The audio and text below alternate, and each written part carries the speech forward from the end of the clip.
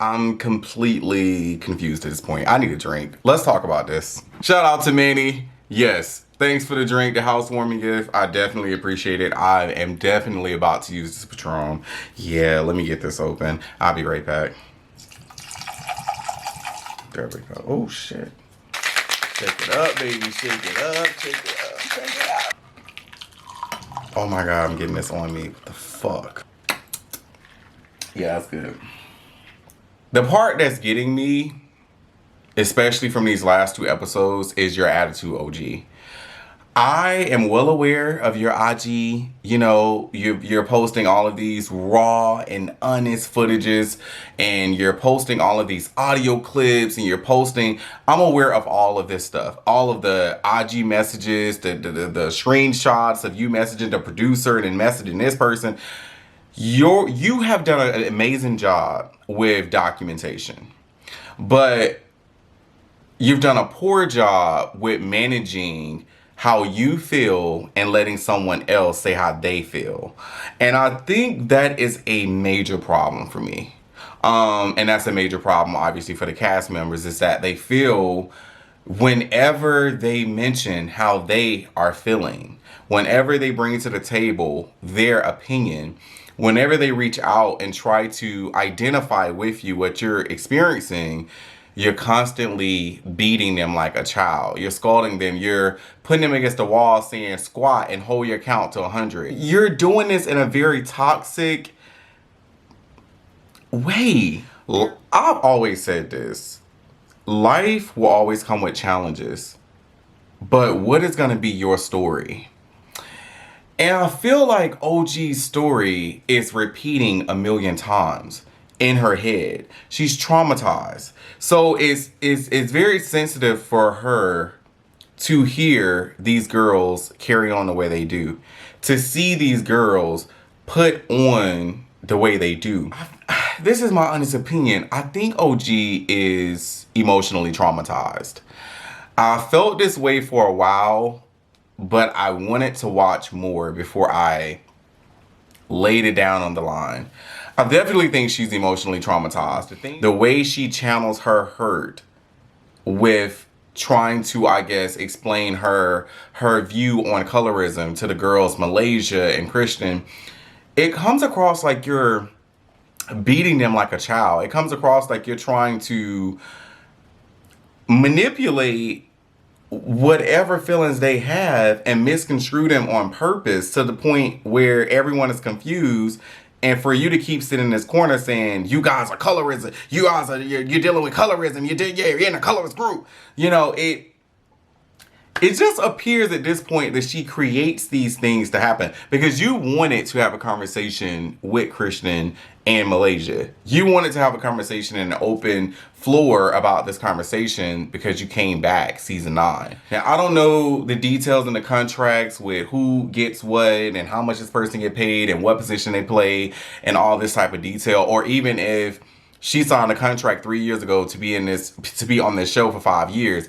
I don't know her contract. All I know is if you agreed to come back, if you agreed to put a camera, a light in your face, if you agreed to be aware of all of these things, which was going to document your every move, which was going to document all of your interactions, which was going to document you could fucking shit, and they was going to have your ass on that audio box that they had Eva on Real Housewives of Atlanta, the mic, the hot mic. VH1, she got some up her sleeve, and y'all better have y'all war zone ready, because I feel like it's about to be a battlefield. OG posting all of these messages that are meant to be private with the PR, with the assistant, with the homegirl, with the new girls, with VH1 itself. Like, she got all these personal conversations through text with these producers and video recordings and audio tapes and stuff. I'm just trying to figure out what is her point, because if you're on a show but leaking this type of stuff, I'm a little confused. I feel like at this point, your point is being lost based off of your actions, because I don't need to see raw clips for me to see what's going on in a sense. So when you say, you know, let me show y'all the real tape, let me show y'all the real clip.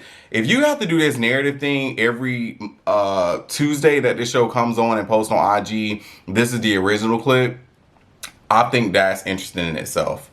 The behavior that I've seen from you in these last few episodes have not been appeasing. They have not been great. They have not been, let me make you some scrambled eggs and some bacon and let's go outside and hoop, hoop, pop, pop, pop. It's definitely given, if you say one more thing to me, I'm going to put your head in the frying pan and fry you. That's what it's giving. That's the energy you're giving me. You're giving me that you will put these girls in a headlock, throw them through a table, go on top of this house that you guys have rented out or VH1 rented out, jump down with a garbage can and bust her whole stomach open. That's what is giving, that the energy you're giving with these ladies. You told this girl on this episode, if you don't let me finish, I'm gonna finish you. Are we watching Mortal Kombat? Are we like what is going on? You brought up this issue that Evelyn is violent and she's never been held accountable. You're right. Evelyn been running around here like a chimpanzee. She's been running around here like a monkey, like a gorilla. Everything she posted, which was a subliminal to you, she's the real gorilla, okay? She's the one of the VH1 that runs around, jump off tables, throws glass, throws wine bottles. I agree with you, OG. Evelyn needs to be held accountable, but we're focusing on you. We have seen violence. We have seen very explosive fights on this franchise. So I get what you're saying when it comes to, now when it comes to me, I'm all of these things, but I've never physically hit anyone. And I get what you're saying. I understand what you're saying. I hear you, OG.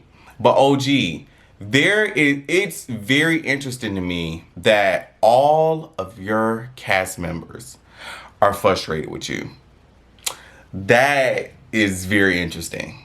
Very interesting. All of the cast, even the lady that's in the other house that look like she is in La La Land half of the time with lip gloss on her lip. I don't know. Every time I see her, her name is lip gloss to me, because every time it's her lips got all this like stuff on it, and then she just be sitting there looking hungry, looking stuffed, looking like she done ate 3 dinners in 10 minute. Like she done ate a Hungry Man. I don't know what, but I don't know that lady name, but even she is starting to feel some type of way about you. Like everyone is feeling a way about you. Yes, I can relate to you feeling like the only one in the room and you feel like everyone has come against you and plotting against you. Yes, I have dealt with that before. But I do feel like I have to go back to your attitude. Your attitude is terrible. So I want to read the actual definition to what a colorist is and what colorism is, okay? All right, so colorism is the practice of favoring a lighter skin over a darker skin. The preference of lighter skin can be seen with any racial or ethnic background. While some say that they are colorblind, it's hard to deny that many people not only see color, but they also use it as a way to judge or determine someone's character.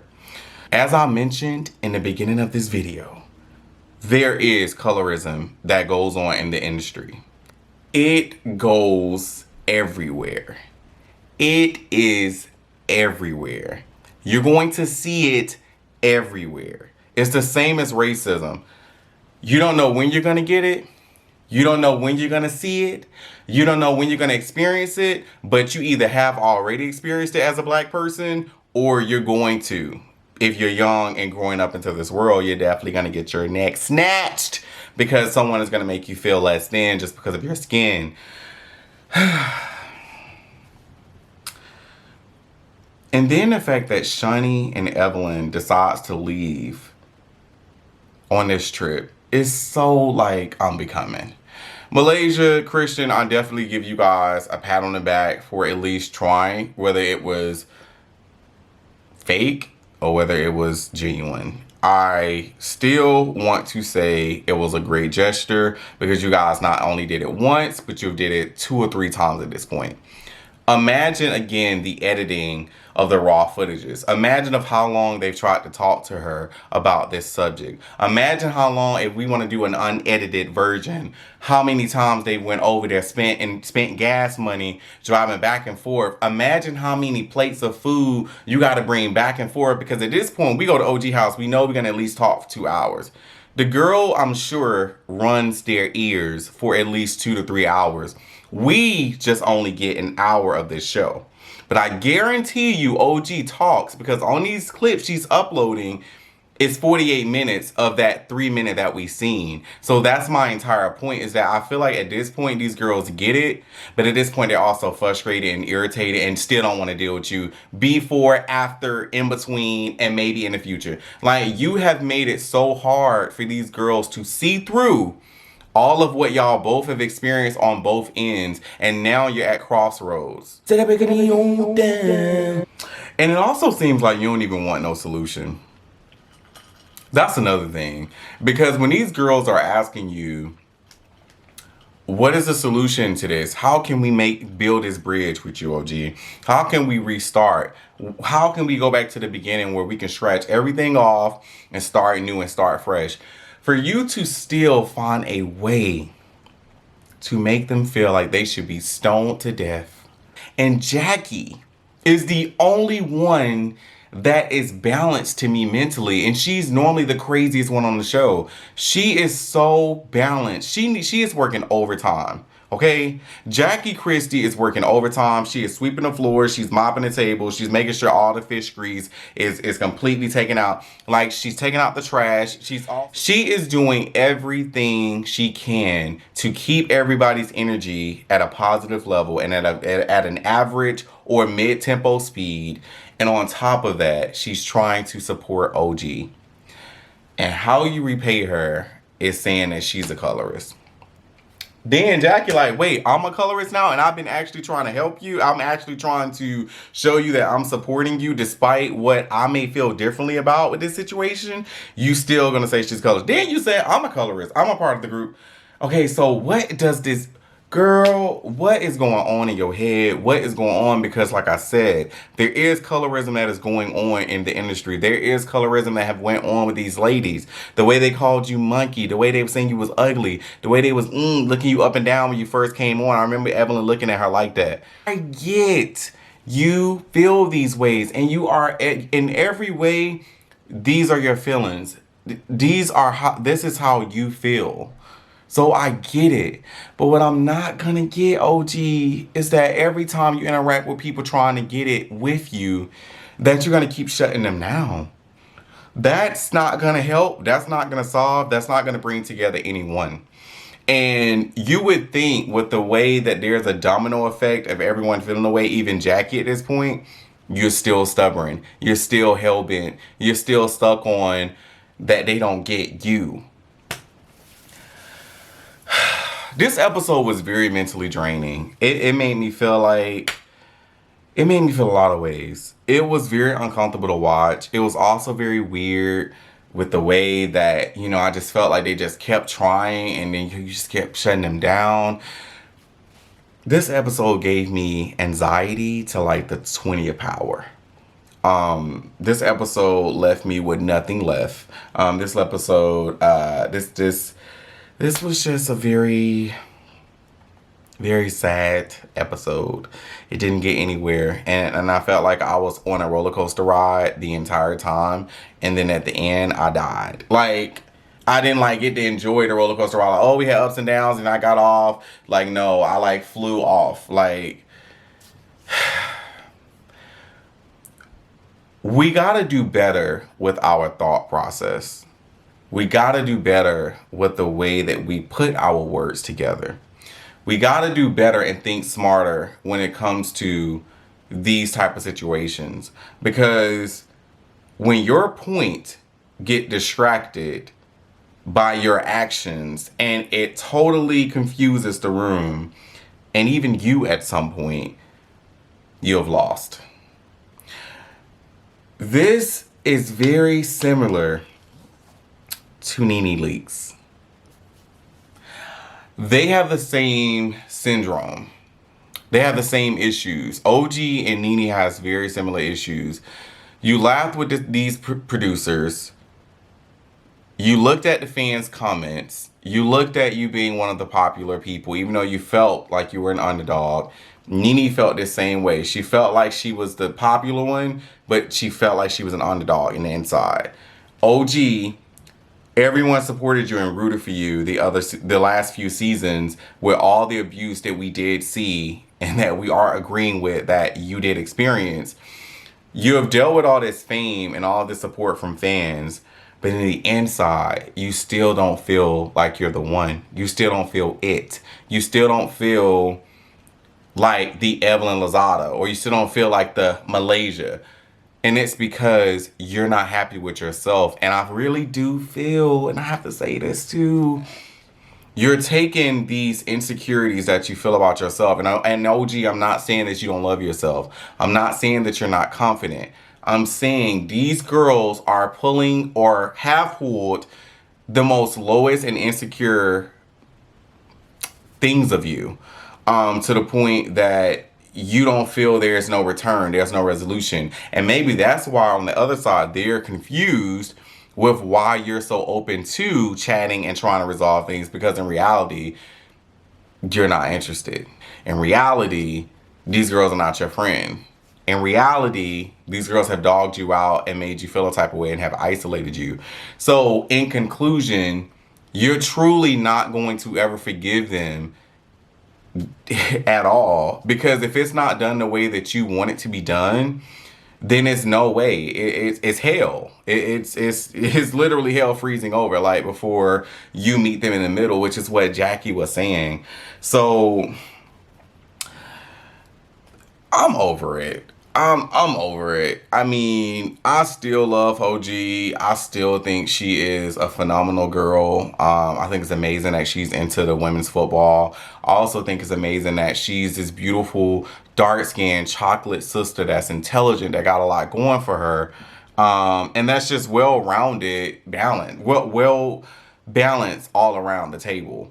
We all have issues. We all have things that we have to work on. We all have, moments where we're not showing our best, but it's up to us to make those differences. It's up to us to make those changes. There will be plenty of times where you'll catch me not at my best. There will also be plenty of times you'll catch me at my best. But in those times where it's in the middle, in those times where it's more to the left than the right, I still have to wake up and make this day what I need it to be. You determine your destiny. You determine the outcome. So I say this to you, OG, sincerely. Check in with yourself and get yourself together, because these girls are still going to be them.